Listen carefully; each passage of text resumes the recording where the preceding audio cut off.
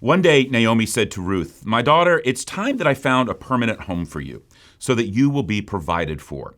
Boaz is a close relative of ours," and he's the man she met in the field.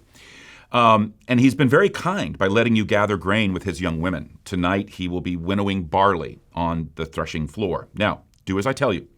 Take a bath, put on perfume, dress in your nicest clothes, then go to the threshing floor. But don't let Boaz see you until he has finished eating and drinking. Be sure to notice where he lies down. Then go and uncover his feet and lie down there. He will tell you what to do." Let's play that back, what we just read. One day, seemingly out of the blue, she says to Ruth, "Shouldn't I try to find a home for you? And isn't Boaz a relative, a potential family redeemer? Let's make this happen." Now, there was nothing wrong with Naomi suggesting a marriage. That was a custom of the day, when possible for a widow to remarry a relative of her husband. But there's more than that going on here. Choice number one to get remarried by a family redeemer would have been Naomi. She was the closest one. This is all built off of her husband's relatives. But she knew she wasn't much of a catch, and she was well beyond childbearing years, so there wasn't much of a chance Boaz would be interested in marrying her. So she skips down the line and goes directly to Ruth, even though Boaz is old enough to be her father. Naomi knows a good thing when she sees it. If Ruth can get a shot at Boaz and have him marry her, hey, happy days are here again. Ruth gets a rich sugar daddy. Naomi can move out of the projects and into Ruth's new digs. Naomi had been hoping for that all along, and apparently it just wasn't happening. And so, Ruth, she wasn't looking for marriage. Boaz was a man of principle and wasn't going around imposing himself on younger, vulnerable women. So Naomi just takes all this into her own hands. She tells her to get all dolled up, go back where the men had been working, and to go into the area where they would be sleeping, wait until Boaz has finished eating and drinking, and what they would have been drinking would not have simply been water, and then to wait until he goes to bed, actually lays down for the night in whatever form of undress he would have taken, and then go and uncover his feet and lie down at his feet. Now, some even think, looking at the original Hebrew here, that the best way to translate the phrase used here isn't even feet, but to uncover him up to his waist and then lie down. Then Naomi says, do whatever he tells you to do. In other words, she wanted Ruth to go throw herself at Boaz sexually and see if he can take a hint. Verse 5, I will do whatever you say, Ruth answered. So she went down to the threshing floor and did everything her mother-in-law told her to do. When Boaz had finished eating and drinking and was in good spirits, he went over to lie down at the far end of the grain pile. Ruth approached quietly, uncovered his feet, and lay down. And knowing what we do about Ruth's character and virtue and background, she clearly has no idea of the sexual connotations or vulnerability she is putting herself in. She simply has total trust in Naomi and that this is the best, most honorable, appropriate thing to do. So that's looking at it from Ruth's perspective. Well, let's let it continue to unfold. This time we're going to get it through the eyes of Boaz. In the middle of the night, something startled the man, and he turned and discovered a woman lying at his feet. Who are you? He asked. Okay, stop there. He asks who she is because it's dark. And at first, he can't make out who she is. His eyes are still adjusting.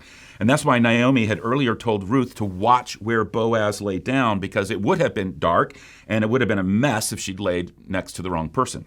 Well, let's keep reading and find out what happened. After he asks who she is, she says, I am your servant Ruth, she replied. Spread the corner of your covering over me, for you are my family redeemer. The Lord bless you, my daughter, Boaz exclaimed. You are showing even more family loyalty now than you have before, for you have not gone after a younger man, whether rich or poor. Now, don't worry about a thing, my daughter. I will do what is necessary, for everyone in town knows you are a virtuous woman. But while it's true that I am one of your family redeemers, there is another man who is more closely related to you than I am. Stay here tonight, and in the morning I will talk to him. If he is willing to redeem you, very well. Let him marry you. But if he is not willing, then as surely as the Lord lives, I will redeem you myself. Now lie down here until morning. So Ruth lay at Boaz's feet until the morning, but she got up before it was light enough for people to recognize each other. For Boaz had said, no one must know that a woman was here at the threshing floor. Then Boaz said to her, bring your cloak and spread it out. He measured 6 scoops of barley into the cloak and placed it on her back, and then he returned to the town. So how does Act 3 end? Well, with Ruth going home and a very anxious Naomi waiting to hear what happened. Let's finish it out. When Ruth went back to her mother-in-law, Naomi asked, well, what happened, my daughter? Ruth told Naomi everything Boaz had done for her, and she added, he gave me these 6 scoops of barley and said, don't go back to your mother-in-law empty-handed. Then Naomi said to her, well, just be patient, my daughter, until we hear what happens. The man won't rest until he has settled things today. So Ruth tells her everything, gives her the gift that Boaz sent with her. And when you first read about the barley earlier in this section, back in verse 15, it seems like little more than just a gift to Ruth so that his prospective bride would not go away without some small token of his affection and of his intent. But here we read it wasn't for her at all. Now, I don't want to read too much into this. Again, I don't want to slip into eisegesis and not exegesis. But you got to wonder whether Boaz knew exactly what he was dealing with, a virtuous Ruth and a conniving Naomi. Because Ruth gives her the gift of the barley and then says, Boaz didn't want me to come back to you empty-handed.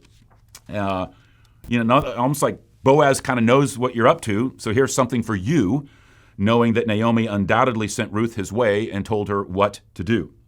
And that's where we're left, hanging until next week, where we'll dig into the final act and the end of this story, and also how this story plays into many, many, many, many future stories.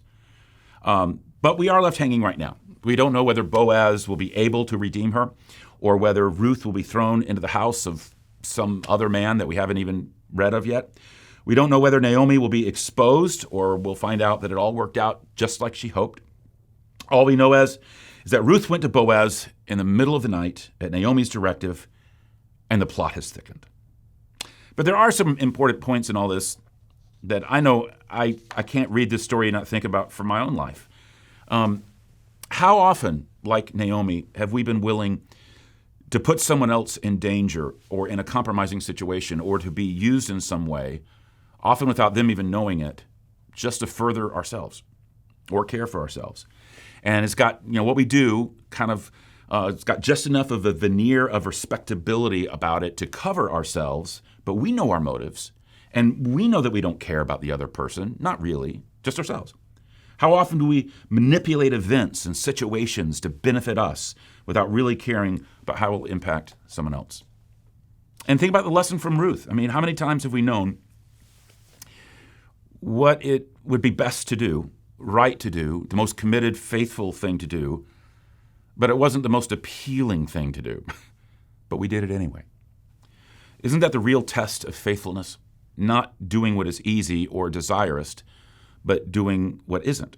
Ruth chooses faithfulness to Naomi and faithfulness to God by going to Boaz, laying at his feet, though he wasn't the most desirous man, and it does it out of faithfulness. And I can't help but ask, okay, what kinds of decisions like that face me every day? And then Boaz.